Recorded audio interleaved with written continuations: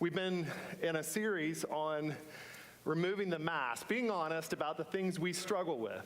And we do, and I do, and from the top down, we have to all admit our weakness and our areas of struggle and make that okay to talk about. And the one for today is laziness.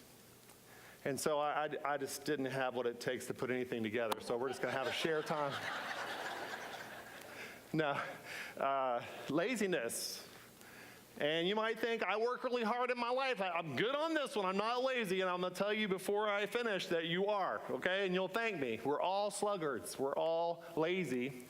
And you'll be glad I told you that because God wants to make us diligent. And so we're going to be inspired to overcome our laziness regardless of how hard we work in our jobs. But as we look at the whole subject in our lives, God is going to help us to become more diligent, and that will affect every area of our life, not just our occupation. So let's be inspired about work. Do you dread work? Do you hate work? I do. I think we all hate certain aspects, and there's parts of us that hate work, that dread work. It can be a drudgery. It can be something that we all dread. But that's unfortunate because it's a large percentage of our life. And young people, I'll tell you this, as you look out in your life, if you don't work in your life and you're able to work, you'll be like a loser. You'll be a dysfunctional person living in the basement of your parents' house, right? Or living off the government. Our society, and rightly so, would say if you can't work, or if you don't work and you can work, then something's wrong with you. So to be normal, to be functional, to be admirable, to have your life be a life you enjoy and others want to follow and emulate, you're going to have a large percentage of it as work. Why would we dread the large percentage of our life? Why would we spend 5 days a week looking forward to 2 days? Why would we spend 50 weeks of the year looking forward to 2 weeks or however much vacation you get? So what? Most of your life is work. Why would you spend 9 months of the year looking forward to 3 months of summer break? Of course, there's a aspect of rest we look forward to, but we'll look back and go, really? Does the large percentage of my life just be drudgery, unnecessary evil? Let's be inspired in that and find our purpose in that, and God can help us to do that today. He can change us all to become more diligent because He Himself is a worker. We'll start with that. God introduces Himself in the Bible as the Bible begins. His first appearance, He has His hands in the dirt making us, making Adam and Eve and all of us. We are His handiwork. We are the result. Our fearfully and wonderfully made bodies are the result of God's work. And that's the first thing we see Him doing, making the world and making us. And His hands are in the dirt. He is a worker. And not only that, but He created Adam and Eve and gave them work to do. Before they sinned and everything got cursed and it was this drudgery and toil, work existed before the fall of man. And when everything was perfect, there was work, and work was a part of it. And so they had jobs to do, and they loved it. They loved the creativity and the sense of purpose and the accomplishment that they felt in doing the work that God gave them to do in the Garden of Eden. Because that's part of what it means to be created in the image of God, to be like God. He works, He made us, we work, we're like Him when we work. When we work, we are God-like. Not just, punching a card, not just on the till, toeing the line, not just drudgery, enduring to get to what we love, the entertainment, the rest, the vacation, the evening off, the weekend. No, the work itself is of God. It's in the image of God. And even when God showed up as a man in our world, as Jesus Christ, He didn't come as an emperor. He didn't come as a great general or a philosopher. He came as a carpenter and spent most of His life, 30 of the 33 years, doing menial labor. And in so doing, He made menial labor, blue-collar work, sacred. God Himself comes to earth. What does He do the majority of His life? Menial work as a carpenter, not as a general, not as a philosopher. And then finally, a glorious part of our eternal life in heaven will include work. We will be given responsibilities. We will administrate the angels, and we will create, and we will love work. People say, no way, not in heaven. There'll be no more pain, no more crying, no more sin, no more darkness, no more work, right? No. Work isn't all bad. Why do we hate work? Why has it become that way? Well, there's a very specific reason, okay? Even though everything I've said about work, we all think of it as a burden, and for much of the time it's difficult, it's frustrating, and it piles on us this sense of obligation, and the reason is, when Adam and Eve sinned, when they ate the forbidden fruit and the curse came, the punishment came on mankind, it included thorns for Adam, weeds that would come. It made his work more difficult. It made the work environment more difficult, but it did not impose work itself as a curse or as a punishment. It just was going to be more difficult and more frustrating. And so we confuse the two and think work itself is bad. It's part of the fall. And in the utopian state, we would never have to work. That's wrong. Work is glorious. It's a part of who we are. That's when we experience the most rewarding things in our life.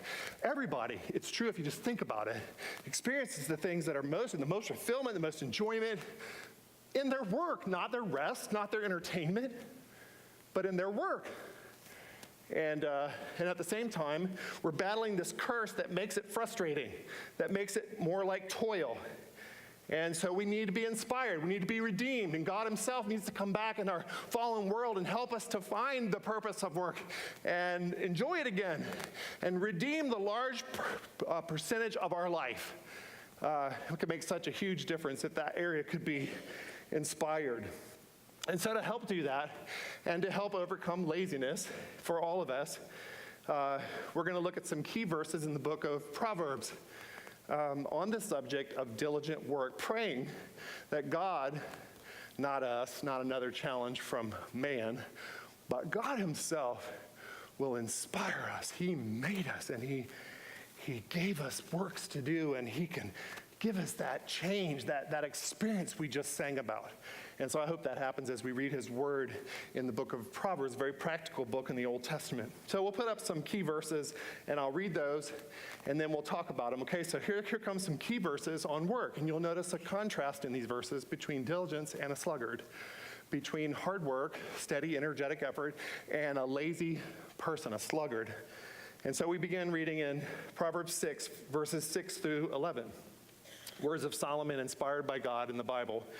Go to the ant, you sluggard. Consider its ways and be wise. It has no commander, no overseer or ruler, and yet it stores its provisions in summer and gathers its food at harvest. How long will you lie there, you sluggard? When will you get up from your sleep? And then Proverbs 24, verses 30 through 34. I went past the field of the sluggard, past the vineyard of the man who lacks judgment. Thorns had come up everywhere, and the ground was covered with weeds, and the stone wall was in ruins. I applied my heart to what I observed, and I learned a lesson from what I saw. A little sleep, a little slumber, a little folding of the hands to rest, and poverty will come on you like a bandit, and scarcity like an armed man. Proverbs 12:24, the hand of the diligent will rule, but the slack hand will be put to forced labor. Proverbs 13:4, the soul of the diligent is made fat, but the soul of the sluggard craves and gets nothing. Proverbs 22, verse 13, the sluggard says, there is a lion outside, or I will be murdered in the streets. And then finally, Proverbs 26, 14 through 16. As a door turns on its hinges, so a sluggard turns on his bed. The sluggard buries his hand in the dish. He is too lazy to bring it back to his mouth. The sluggard is wiser in his own eyes than 7 men who answer discreetly. All right, there they are. And from those verses, I'm going to make 4 statements today that are positive about diligent work. And I hope that it helps inspire us when it comes to our work and overcoming laziness. The first statement is, or excuse me, before we even get to those 4 statements, let me just give a little overview of the verses we read. Okay, a brief description of diligence contrasted to the sluggard. The word for diligence in the verses we read, or the concept of diligence in the Proverbs, is the Hebrew word karux. And that's important because the word means actually literally keen or sharp. Okay? And it refers to the areas of our life that we all have, every one of us, no matter how lazy you might think you are, there is some area of your life where you are diligent, where you apply steady, energetic effort, and as a result, that area becomes keen, it becomes sharp, it becomes developed, it becomes rewarding to you in your life, it becomes something that other people admire, because you're able to sustain steady, energetic effort, and as a result, there comes this karux, this keen sharpness. And even your skills can be brought before a king, it says, and not be in obscurity. This is another proverb. All right, now in contrast to that concept of diligence, again, steady, energetic effort toward every area of our life that produces keenness, sharpness, effectiveness in that area. In contrast to that, a sluggard turns on his bed like a door on its hinges. What does that mean? It means it's the normal position for a sluggard to be in bed. That's his normal function, to rest, to sleep, to be in bed, to do non-productive things. His lifelong ambition is his leisure and entertainment. Does that sound familiar? If that's true, that's not a rewarding life. I love entertainment, I love rest, I love leisure, having just come back from a great vacation. I love it, but that's not the meaning and purpose in life. And for a sluggard, it is. It's like, that's my whole goal. I don't work, or instead of resting to work, he works to rest.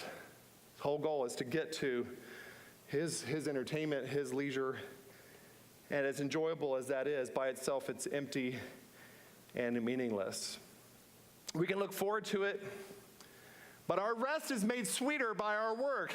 It's so good when we get to the vacation of the night or the weekend, good and tired, filled with memories of being productive and memories of adventure and accomplishment. And there's that deep sense of that. That's the best kind of rest, when you stop that to replenish and you think back and you say, oh, wasn't that great? But not just a whole life of, I don't know, I just put in my time so I can do this. What? Gaming? What? Watching movies, sports, playing golf? That's all good. I love all that, but it's not a meaningful life by itself. The meaningful life is in some kind of work, some kind of effort. How did that become drudgery? That's giving in to the curse. God wants to redeem us and give us something worthwhile to do. Gives us a sense of productivity when we rest, and then we take that time off. Of course we pace ourselves. But when we do, we're not working to rest. We're resting so that we can do that work that God has called us to do. That's the best kind of life. That's the wise man, not the fool. And so this is a brief description or contrast. There's also extreme self-delusion with the sluggard. This is why I'm telling you you're a sluggard this morning, and you probably didn't think of that when you came in, even if you work very hard. And I'll tell that to myself, don't be offended. I am a sluggard. I am a lazy person. Even though I work many hours per week, and even though you see I'm a passionate person, energetic, I know I am a lazy person. That sluggard description fits my life in certain key ways and key areas, and I hope you'll see that. If not, you're self-deceived. Your excuses, and this is what we read, the sluggard makes excuses. We're making them all the time. We are being deceived right now, all of us, by the sluggard in us. He is wiser in his own eyes than 7 men who answer discreetly. He is wiser than anyone who would counsel or advise him or, whatever. Even me preaching this, it would push back and say, not me. I'm wiser than you. I'm not lazy. That's a sluggard. He makes excuses and rationalizations to others and to himself. The lion in the street. I'm not going to get out of my bed. There's a lion in the street. No, there's not. I might be murdered in that. No, you won't. He believes that. And he thinks other people believe that. And they're looking at him like, you are crazy lazy. He's deceived, not only making excuses for others, but believes them himself. And these excuses make things harder than they really are, more complicated than they really are. And he stays in the bed in some key area of his life. He's staying in the bed. We stay in the bed. How long will you lie there? When will you finally start doing something in this key area you say is important in your life? Oh, I don't know. It's so hard. It's so complicated. No, it's not. Everybody else knows it's not and knows that you're being a sluggard because it takes one to know one. And we see it, what's so true in ourselves and other people, but we don't see it in our own life. Our vineyard is filled with thorns and weeds and broken down walls for all to see, but we can't see, obvious to everyone but ourselves. Well, now let's do those 4 statements with the hope of speaking God's truth to that deception.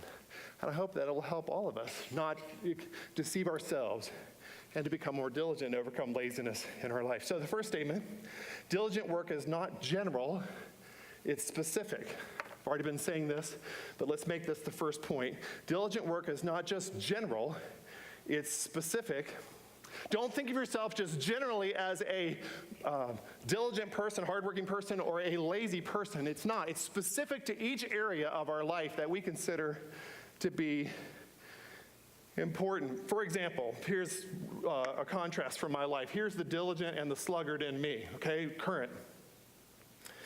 I am very diligent about my lawn. I think that's why God put the image of the vineyard, the garden, or the lawn in Proverbs. It's written to men, and it's very motivating to men. And we're very motivated by our lawn, and this is just true for me.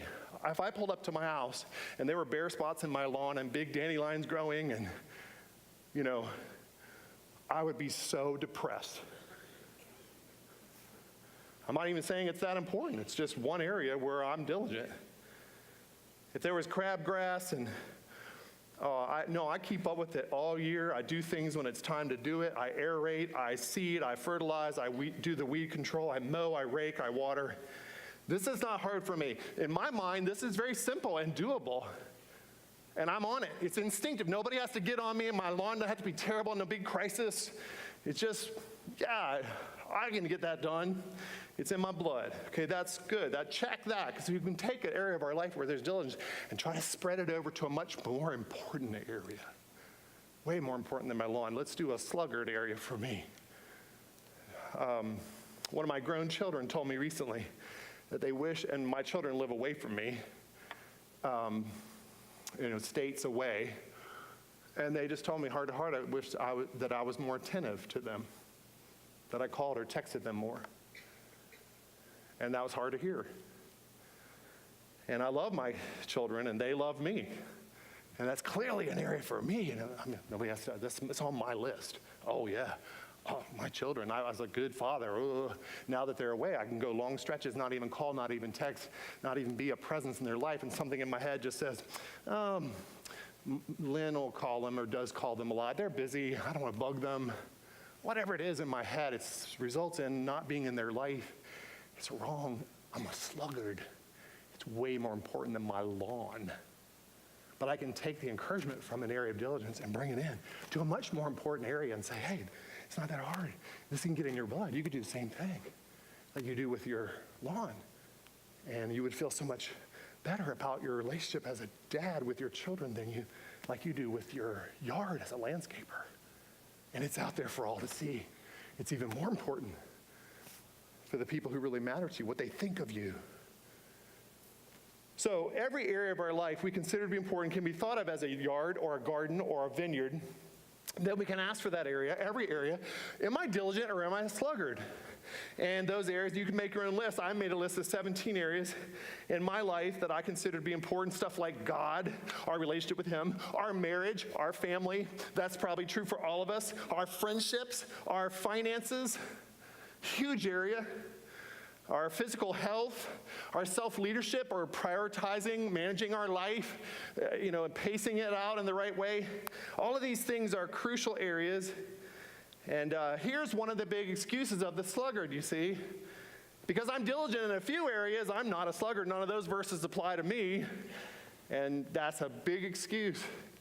Because I work really hard. You see, you could be somebody here today who overworks. You could say, well, I'm not lazy. I work too much. My gosh, I work 60, 80 hours at my job. I come home, I do all of these community things and my kids, and oh my God, I have no time to rest. I am not lazy.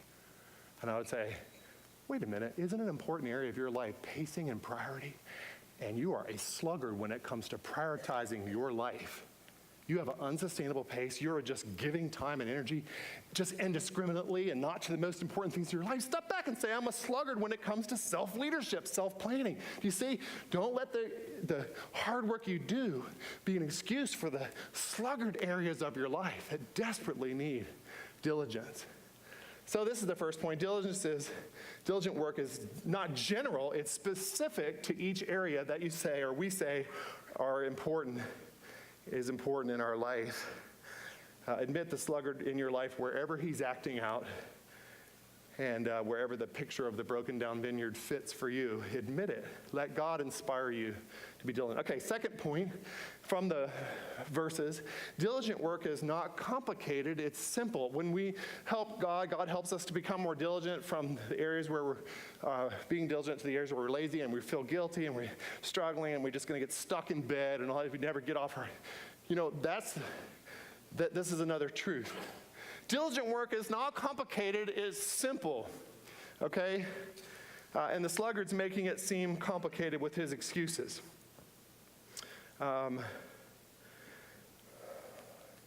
Solomon tells us to consider a little ant on this. Go to the ant, you sluggard, he says. You know, one of those little guys that gets in your house and you can't seem to get rid of them with any pesticide known to man. And they just keep coming back. And you pick one of them up and you would just as soon squish them and no twinge of conscience because they're in the house. If you kill bugs out of your house, you're really bad. But if you kill them in your house, you're okay. So he's a little bug, a little teeny guy. And just think of the areas where you're sluggard and look at the little guy that God made, a little insignificant creature, and say, man, little ant, what do you know that I don't know? Because you're doing something I can't do. You're succeeding in an area where I'm failing. You little teeny ant. You do the work when it's time. You gather in the summer and you store up in the harvest and you don't need an overseer. You don't need a crisis. It's in your little body, instinctive little insect body to do your work. Why don't I have that in my life? Must be something very complicated. No. You are a higher form of mammal. If this little guy can get it, it's not hard. It's not rocket science. It's the excuse of the sluggard. Oh, it's the lion, the murderer. Oh, it's gotten so, maybe the condition of the area that's gotten the weeds and all that seems so complicated, but not the cause and not the solution. Those are very simple. And this is the point. Solomon says, go to the ant, you higher form of mammal. This isn't rocket science. And so I know when the spirit of diligence comes to me instead of laziness, I'm like, oh, I could do that in a few seconds. I could get that done in a couple hours. We could get that done before lunch. I'm eager. I'm sensing the result. I'm feeling the reward already, and the work is so doable. Oh, yeah, I don't care if it takes a week. Or you said paint the house? We could do that, honey, because I love painting. I don't care how long it takes. I'm approaching it. I'm thinking we could do that. It won't take that long. Versus some little 5-minute thing I've been putting off for a year. It's not complicated. Why is this important? Because the areas of our life are huge. Our relationship with God, our money. We don't have time, I could give lists, 5, 6 doable things. Let's just do marriage. Many of us, our marriage have gotten to the point, I don't know where the sizzle has gone, or the flame is out, or I don't love you. It's like, what happened? It's not as, we've lost something along the way. And we think it's so complicated. And I'll bring you back to 5 simple things. And when I say these things, if you don't understand them, the first thing, pray that God will give you help and wisdom. That's not hard to understand. God give me help and wisdom every day. Second, listen to your spouse and care for them. Lean into them. It's not about you, it's about them. So be humble. Hey, I'm listening to you. I'm caring for you. I'm noticing you. That's easy to understand. Be patient instead of reacting. Just don't speak when you're angry and you want to snap back. Just, oh, nope, I'm going to be patient, not react. Is that hard to understand? Is that difficult? Is that like, oh my gosh, rocket science? I don't understand. I got to go read 20 books? Nope.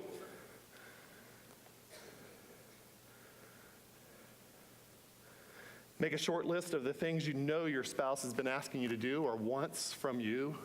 We all know that in close range in our marriages. It's like, keep a short list with you and be hitting one or two of those things all the time. Is that hard to understand? No. Have you logged in that kind of hours of pure labor, or is it just complaining, whining, analyzing, even so much of the counseling? It's actually simple. And we just haven't been doing it. And we're making the excuse, get off the bed and start doing some of those things.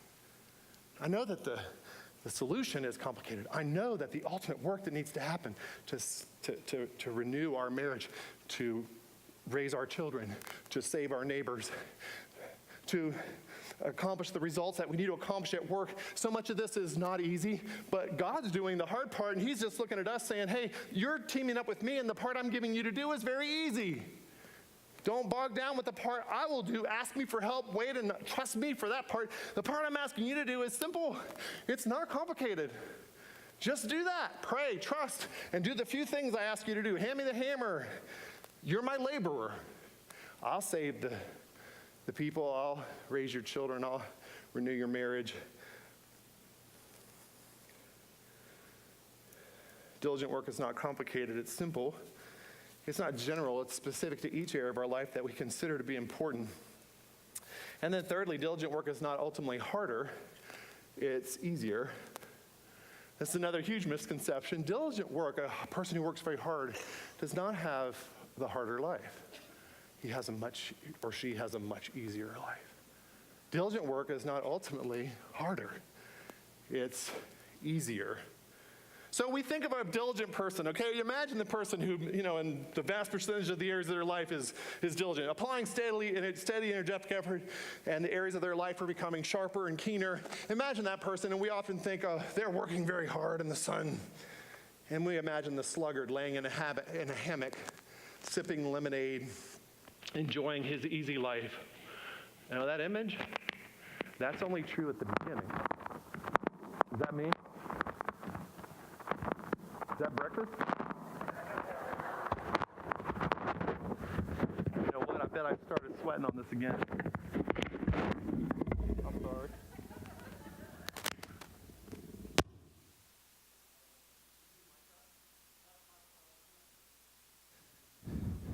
How about that? Okay.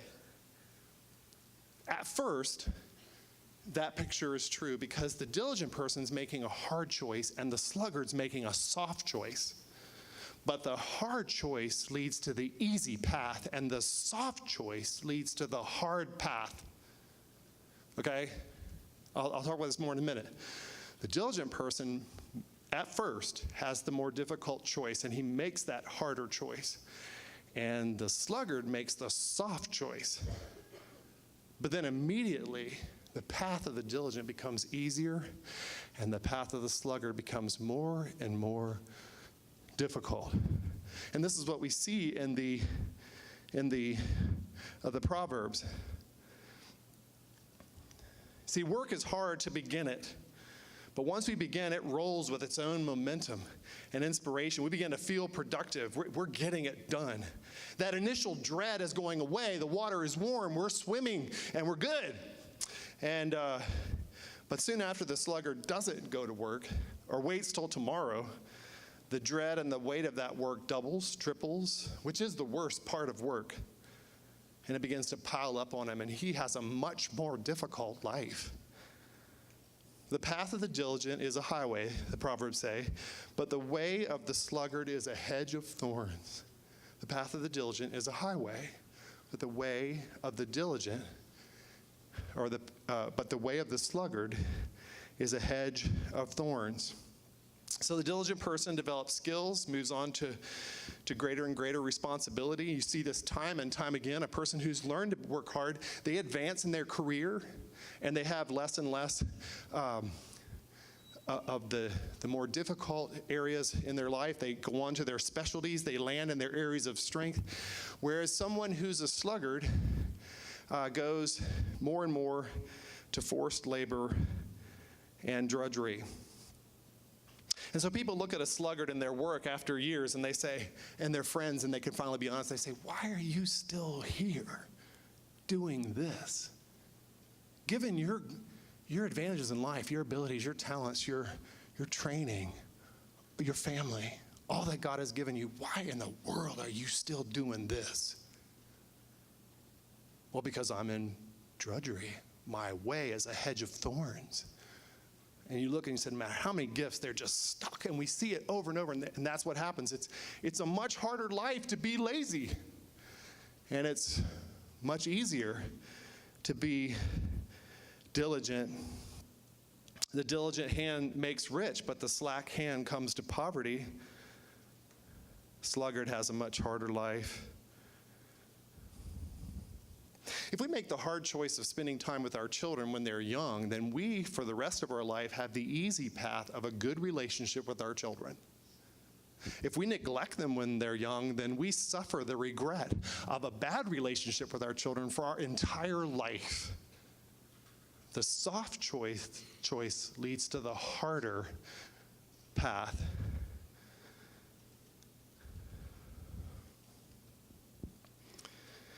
The curse of work comes to all of us, and who is the one who manages it the best? Who is the one who takes that inevitable toil, drudgery, burden, weariness, and manages it and minimizes its effect? And who is the one who experiences the greater amount of that curse? The diligent person or the lazy person? Well, the diligent person feels the weight for a short time. They jump right in. Soon they're feeling productive. Before you know it, they're enjoying the relief of being done.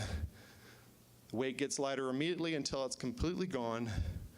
But when the sluggard puts it off, he prolongs the burden and pressure as it gets heavier and heavier. Then in a rush of stress and mismanaged time and sleep, he strains to get it done at the last minute. He knows it's not his best work.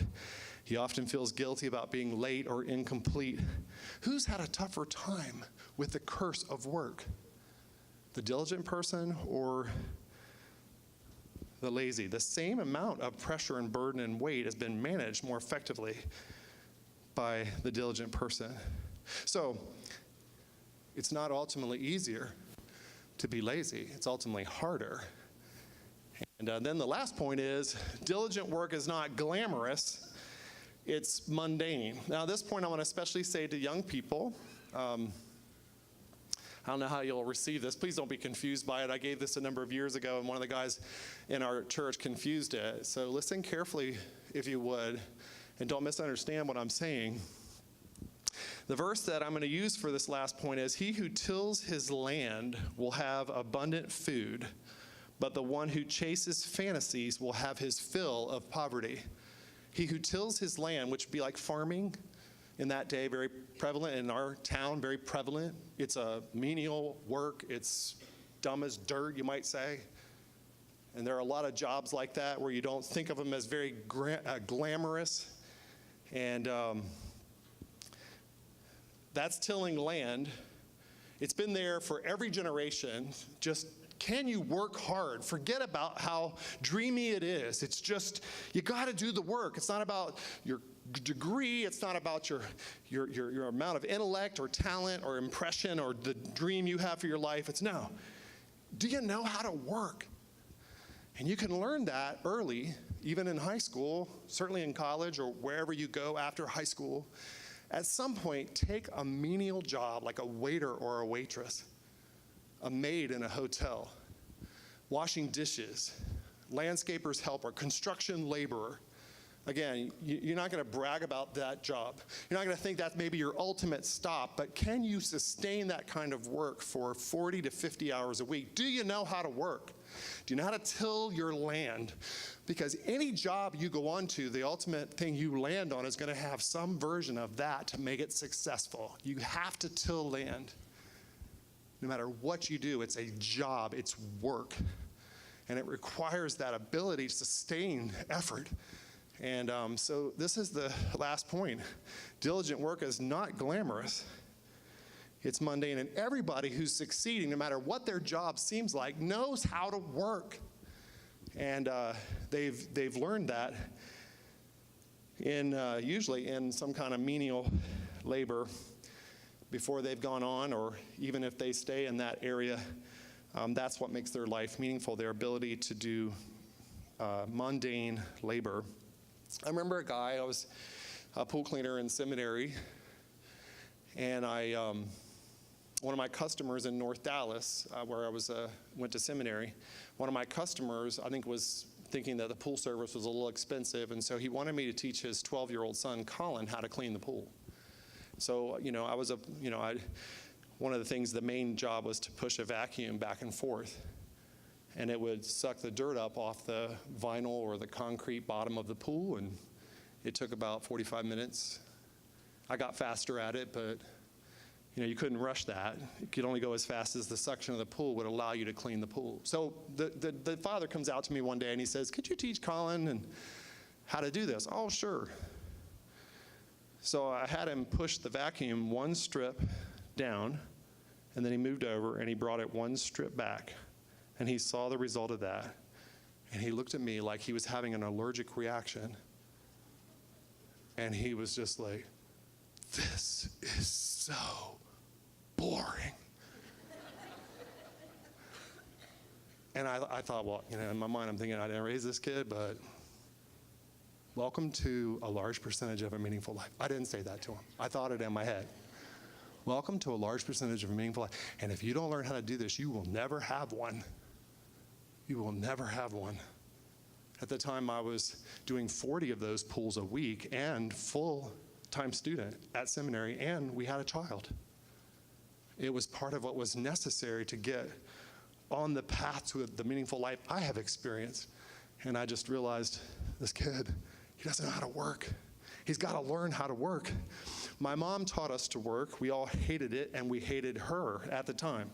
But in the summertime, it's like she was sadistic. She made us want to look forward to going back to school. So every day, she would give us a list, and on a list, it would have our name and a smiley face, though we rarely smiled when we received it, and we never smiled at her.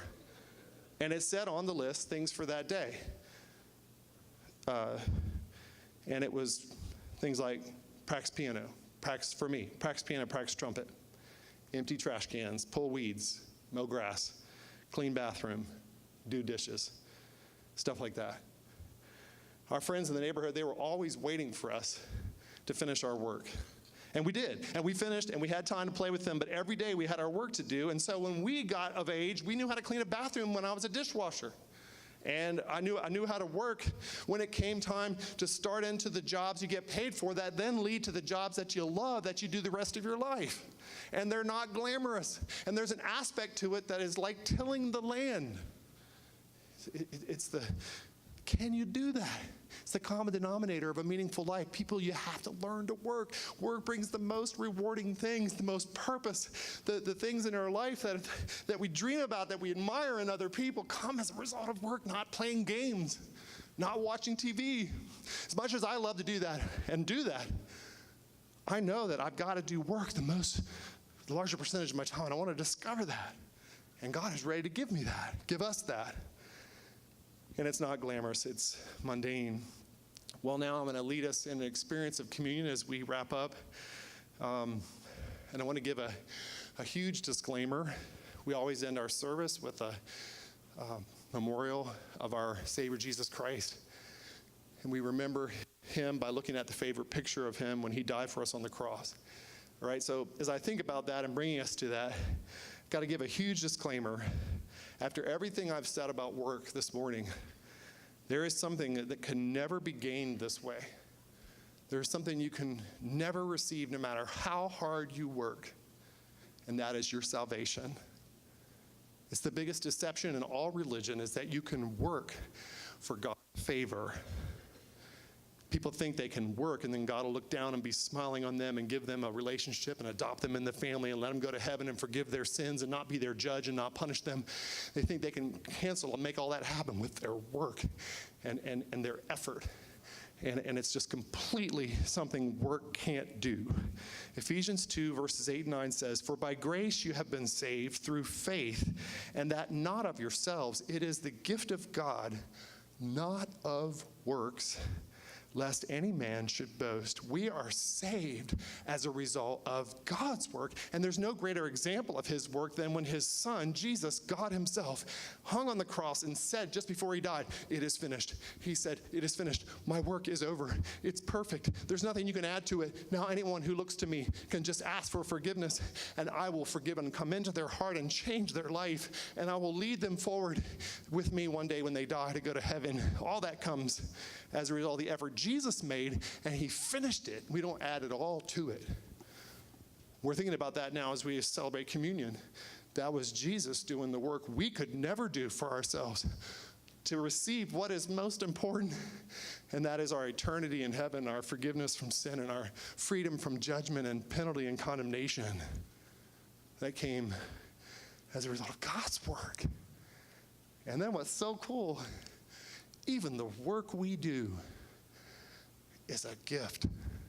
The same God who made us as a result of his work and then worked for our salvation, even then he said, and this is where the verse goes on in Ephesians 2 verse 10, "For we are God's handiwork, created in Christ Jesus to do good works, which God prepared in advance for us to do."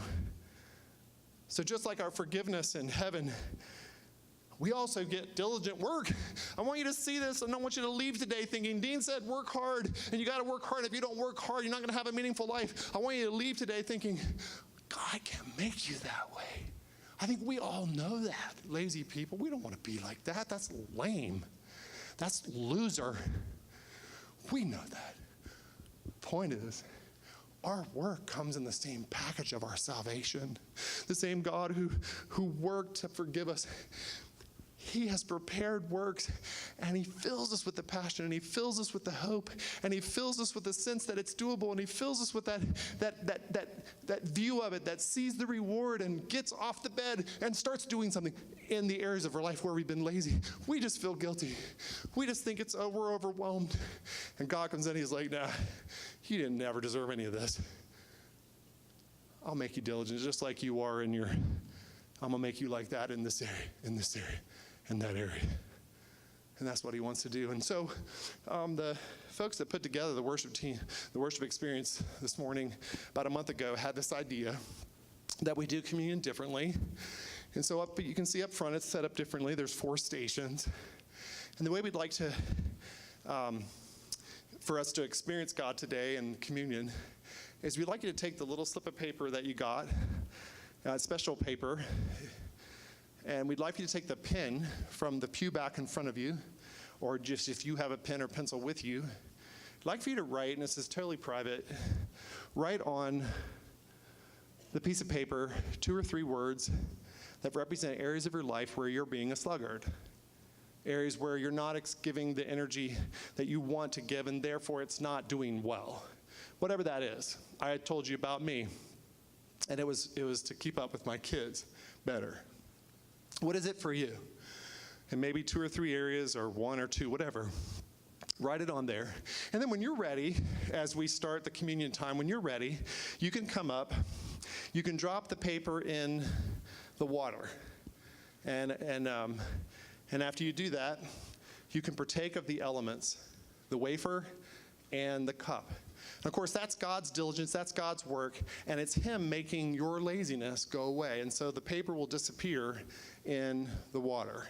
And I hope that it just is a visual that God wants to make all of us diligent, and he wants to help us overcome our laziness. So just again, when we start here in just a moment, just when you're ready, whenever you want, you can come to any of these stations, and you can bring your piece of paper with the words on it that represent the areas of your life where you're being lazy. No one will see it. Promise it will dissolve in the water.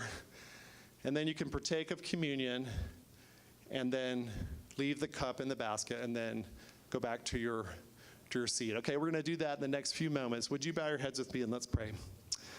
Heavenly Father, we love you. We praise you that you're always inspiring us in such practical ways. And right now, I just imagine diligent people who want to be more diligent and you helping us to do that. And I thank you so much for Jesus. I thank you for the work you did and the great worker that you are. Come in us, Lord. Make us more diligent. even as we remember Jesus, fill us with more of your divine effort and productivity in our life. Thank you, Lord. Bless this time of remembering you and remembering Jesus. We ask it in his wonderful name. Amen.